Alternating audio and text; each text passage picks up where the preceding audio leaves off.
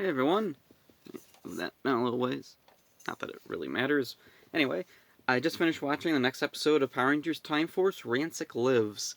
I love this episode.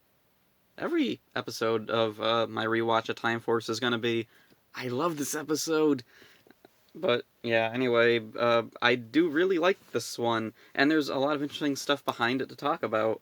Let's see, Time Force is one of those seasons where like every little thing I notice and I want to talk about, so I gotta whittle it down to just what's the most important, or what's like the weirdest thing that I noticed that I thought would be fun to talk about.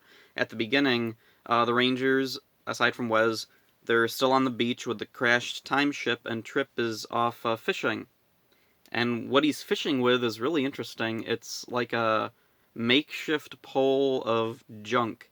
And I'm wondering if was this like a fishing pole that washed up on shore and he fixed up? Excuse me. Or was this like a I don't know, made from wreckage of the time ship? Because either way, it's a nice little touch and it's something I really like. I get the feeling like if they were to do that now, they probably wouldn't put any thought into, like, they just give him a fishing pole and it wouldn't matter what it looked like or what it was. He'd just have it and there wouldn't be any kind of whatever. Back to the actual plot of the episode. They're wondering what they're going to do. They can't stay on the beach the whole time and they need to eat. So what are they going to do? And then Wes shows up and he's like, guys, I got to show you something. So then he takes them all to this old clock tower, which is a building that his father owned, but no one uses. He takes them up to the top and he's like, so what do you think? Great, right? And they're all like, it's all dirty, dusty, junk all over. We can't live here. And then Jen goes over to a window and realizes they have a view of the entire city. So they figure, that works. That'll be perfect. Not that I don't think they really use that to their advantage often. Most of the time, I think Circuit just warns them, Rangers, mutant DNA detected, or whatever. So it's a cute moment though. So anyway, they're all cleaning up the clock tower, and meanwhile, back with Ransik.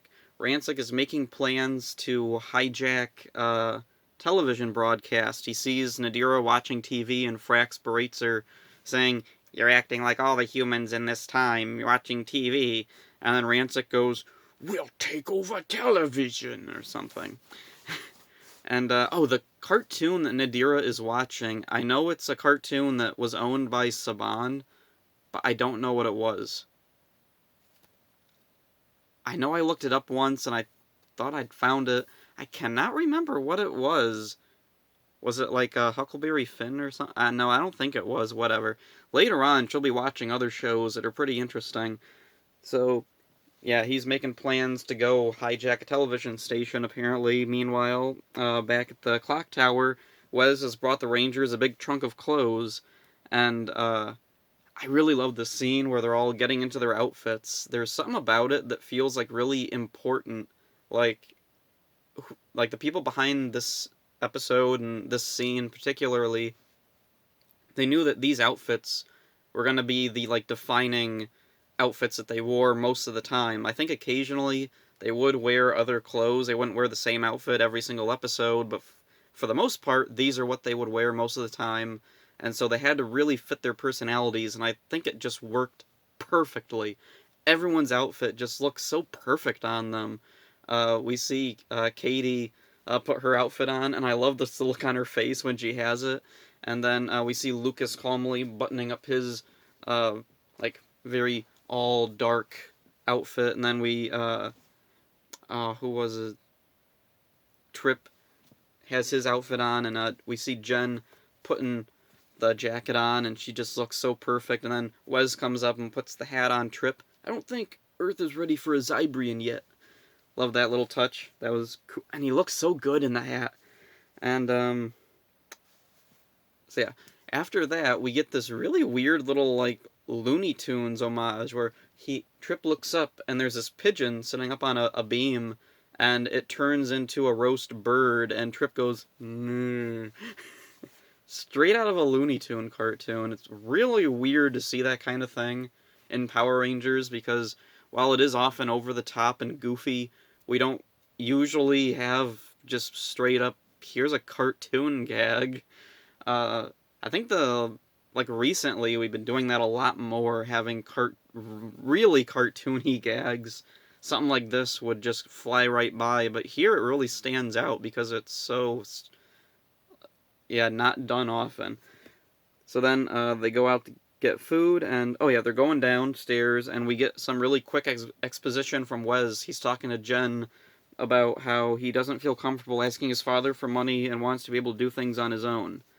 And in a lot of other seasons, I would have said, "Oh, this is just they're dumping exposition," but here it feels so natural. Like everything they say to each other, even when it is just dumping exposition, it feels natural and it feels right and it fits in the show. It doesn't take me out or anything. So then they get to the bottom and there's this guy there who asks if this is an odd job shop, and he takes out a napkin and wipes off their own sign. And then Jen's like, "This was an odd job shop." And so then they agree to take the job. It's painting. So then they go and they're painting, and we get some really nice interaction between Jen and Wes when they're painting. And I really love the scene where, she's using a roller and doing a professional job. Meanwhile, Wes is he has one brush going, "Fun, right?" And then she's like, "You have to use a roller." And he's like, "Oh, okay."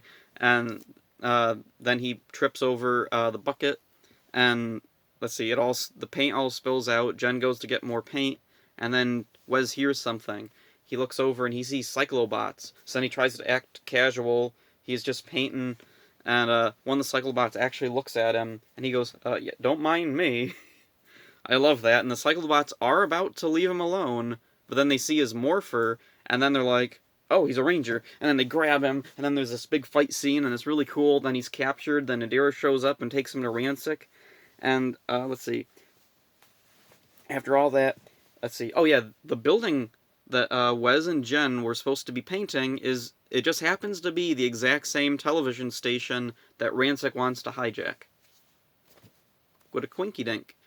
As a kid, that never really occurred to me how big of a coincidence that was, but I don't know. It works. It doesn't take me out. It works fine, so whatever. Good job, people behind this show. Let's see. So, Ransik, he has the camera set up, and he's about to send his ultimatum, threat, whatever, through the thing, and he's yelling, "Soon you will all surrender to me, or else!" And then he says, "This will happen to your city!" And then it shows the monster in the middle of the city, shooting beams, and then it shows, mountains nowhere near the city blowing up. Then it shows, mountains with a explosion added over the picture. It's very weird, and there's different versions of the scene. Now, when I was really little, I didn't think twice about this. I don't remember exactly when this aired, if this was before or after the 9/11 terrorist attacks. But the reason why there's different versions of the scene is because of that, and a lot of Time Force episodes and other shows got edited heavily due to airing right around this time. One of the first edits, I guess they just scrambled and they didn't know what to do, so what they did was they just played the theme song over whatever Ransik was saying. There's a clip of it on YouTube somewhere. I saw it a couple of times, and it's just as strange as it sounds. There was a Power Rangers YouTuber, Ranger Review, Archer, who did an incredible in-depth documentary all about all the different edits made to Time Force, and it's gone because of copyright garbage. It's ridiculous. How do you copyright something that barely exists? Whatever. Back to the episode. Let's see. Oh yeah, this is something I wanted to talk about too. I got the Power Ranger DVDs in the box sets as they were coming out, and so I was kind of disappointed when Time Force had the edited episode because I just assumed everything would be uncut, but it wasn't. And a lot of other fans wondered that too, and they actually contacted Shout Factory, who distributed the DVDs, and said, are we ever going to get the uncut version? And Shout Factory said, when it comes out individually, they'll be on there. They couldn't find the uncut footage in time for the box set, but apparently they thought they could get it for the individual release. So when the individual release was planned, a bunch of fans got excited, only to be told, no, the footage doesn't exist. Well, that sucks. And the weird thing is they did make some, strange choices with the Time Force DVD. On the last episode, before the end credits play, there's a promo for Wild Force. Which also means that the individual season of Time Force is the only, main Shout Factory DVD set, just standalone DVD set with a bonus feature, kind of, if you count that as a bonus feature. Because they went out of their way to add it in. So it's very strange that they wouldn't try to, add the original version of that scene on as a bonus feature or something, because, again, it's on YouTube. You can find the uncut footage. There's a Fox Kids logo in there, maybe, but I don't see why that would be an issue if it's a bonus feature, but whatever. Back to the episode out of this conversation. Oh yeah, Trip contacts Jen about Ransik's broadcast. She's going right back to the television station, and then we see Ransik and Wes talking. And this scene stood out to me. I never really thought about it before, even before when I watched the DVD, but it makes it really obvious the scene earlier was altered, because when Wes talks to Ransik, he says, "How could you do that? All those innocent people." And, as it is, it's what innocent people? It was an empty mountain, and then another empty mountain. There was no one there. So anyway, Ransik is talking to Wes about, they never told you about me, and he gives Wes his backstory. He talks about in the future how he came into being, how mutants came into being, and he talks about how, in the future, genetic alteration has become commonplace. Children could be given whatever attributes their parents desired, and he was the result of an accident. And they don't really make it clear. As a kid, it kind of looked like he just sprouted out of goo. There was some genetic goo left over or something, and he just popped out of it. I don't think that was really what they were going for. I think maybe what they intended for was he was a mistake that was abandoned, but that was a little too far for Fox Kids at the time, or possibly the genetic goo came into contact with him as a kid or as an adult, whatever, and that caused his mutations. Oh, and also, this explains Katie, the Yellow Ranger of this season. She has super strength. Early on, she's shown to be extremely powerful. She can pick a man up, throw him over her head with one arm. She can lift up chunks of metal junk and toss it with one arm. And they never, I don't think, ever go too deep into that. It's just something she does. But I'm thinking the idea was that she was genetically altered, similar to Ransik, although she was, genetic alteration turning out okay, whereas Ransik was the opposite. So then, there's... Oh yeah, and this is interesting. It's a flashback for Ransik, but it's also kind of a flash forward, considering it's in his past, but it's in the future. And then, let's see. Oh yeah, we have a quick glance of Ransik without his mask, and he gathers up this group of mutants, and, let's see, blah, blah, blah. Looking through my notes here. Yeah. So that's about it for his flashback. The Rangers show up, they rescue Wes, they get him out of there. Ransik sends out... Oh yeah, Ransik already had his monster out there. The Rangers fight the new monster, or mutant, whatever.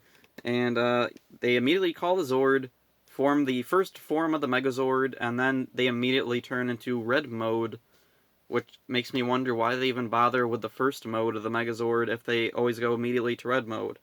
Whatever. They defeat him easily, and then the Rangers, with the money they made from painting, they buy a pizza. And then Wes tells Jen what Ransik told him about in the future, that he was shunned because of him being a mutant, and that everyone turned him away. And Jen says, what was it? That's not the whole story. He was offered help and he turned it away. And then, so it kind of ends, but then we have one more scene, and it's a scene from Ransik's flashback again, of him screaming at the sky in just complete, utter hopelessness, and then it ends. And that scene at the end always, to me, implied that we don't know, like, we're not supposed to know who's telling the whole story. Does Jen really know what Ransik was going through? How much of Ransik's story was true? How much of it was embellished? Is he telling the truth at all? And what about Jen? Like, at this point in the series, when it was first airing, yeah, these are the Rangers, these are the good guys, but also there's a little teensy bit of mystery still with the Time Force, and we don't know how truthful are they. Is this going to be a twist? No, it's not, but at the time it was interesting to speculate on, and yeah, this was a really good episode, really loved it, gave some depth to Ransik. We learned a lot about the main Rangers, we got a lot of feel for their personalities, we got a fun episode out of it, great fight scenes, just everything about Time Force is so great. Which episode is coming next? Let's see, a Blue Streak. I remember that one being really good. So yeah, that's all for this one. See ya.